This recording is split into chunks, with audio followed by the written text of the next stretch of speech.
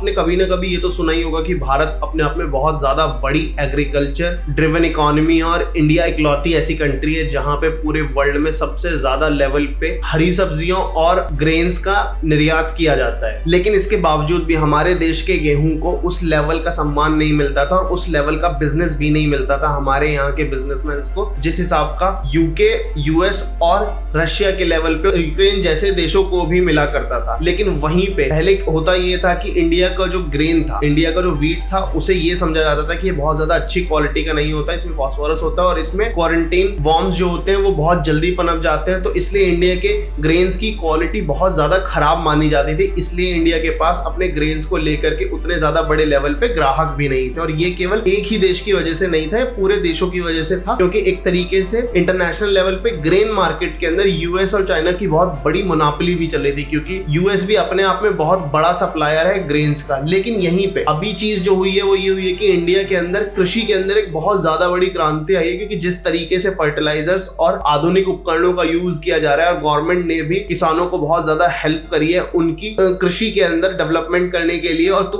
उसका जो फल निकल के आ रहा है उस वजह से हमारी जो क्वालिटी है ग्रेन्स की वो भी बहुत ज्यादा हद तक इंप्रूव हो गई है। ये इंप्रूव तो बहुत ज्यादा पहले ही हो गई थी, लेकिन इंप्रूव होने के बाद जब हमने अपने आर्टिकल सबमिट किए थे और हमने अपने जब सैंपल्स दिए थे वीट के लैब्स के लिए, और हमारे इंडिया के अंदर जो लैब्स के अंदर टेस्ट होकर के उसके जो रिजल्ट आए थे वो जब सबमिट करे थे इंटरनेशनल लेवल के अंदर पूरे विश्व के अंदर गेहूं का बहुत बड़ा एक्सपोर्टर बनने के लिए, तब उन सब चीजों को रिजेक्ट कर दिया गया था। यूरोपियन कंट्रीज और WHO जैसी ऑर्गेनाइजेशन बिल्कुल नहीं मान रहे थे कि हमारे यहाँ के गेहूं इस लेवल तक अच्छा हो सकता है या इस लेवल की वैलिडिटी भी रखता है। सेम चीज का परसेप्शन पूरे विश्व में फैला हुआ था, जिसकी वजह से इंडिया के स्पेशली इस सेक्टर को बहुत ज्यादा दिक्कत झेलनी पड़ रही थी। लेकिन आपने सुना होगा रिसेंटली कि इजिप्ट की तरफ से एक डेलीगेशन आया था जो इंडिया से, जिसने गेहूं खरीदने की इच्छा जाहिर करी थी और उन्होंने ये बताया था कि वो इंडिया से गेहूं खरीदना चाहते हैं, पर उनकी शर्त जो रखी गई थी वो ये थी कि वो उससे पहले आके इंडिया में खुद इंडिया के गेहूं का चेक करेंगे और उसकी क्वालिटी को नापेंगे और यहाँ से कुछ गेहूं लेके जाएंगे और अपने यहाँ पे उसकी टेस्टिंग करवाएंगे, या फिर यूरोपियन लैब्स के अंदर भी उसकी टेस्टिंग करवा सकते हैं वो, ये उन्होंने कंडीशन रखी थी। तो हुआ वही है कि वो यहाँ से आए थे और यहाँ पे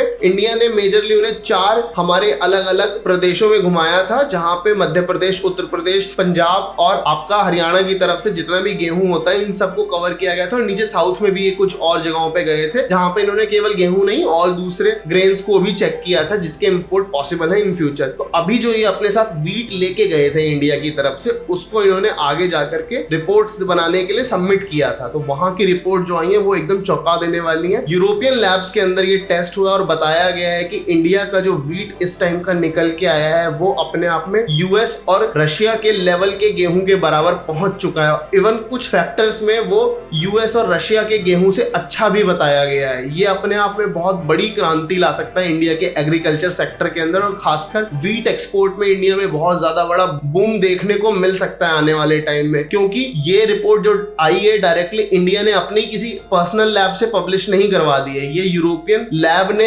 एफिलिएट करके दिया है। जो ग्रेन्स यहाँ से गए थे इजिप्ट की तरफ उनको टेस्ट करने भेजा गया था यूरोपियन लैब में और वहां से रिपोर्ट बन के आई है। तो अपने आप में बहुत ज्यादा वैलिडिटी रखती है और आने वाले टाइम में हम देख सकते हैं कि इंडिया के पास बहुत ज्यादा बड़े लेवल पे इंटरनेशनल ऑर्डर्स आ सकते हैं वीट के खासकर। तो आपको क्या लगता है, जिस तरीके से इंडिया ने कृषि के क्षेत्र में इतनी बड़ी उपलब्धि को हासिल किया है, क्या इसी तरीके से गवर्नमेंट को और सेक्टर्स पे भी आगे ध्यान देना चाहिए? अपनी राय कमेंट करके हमें बताना बिल्कुल ना भूलें। Thank you very much for watching this video.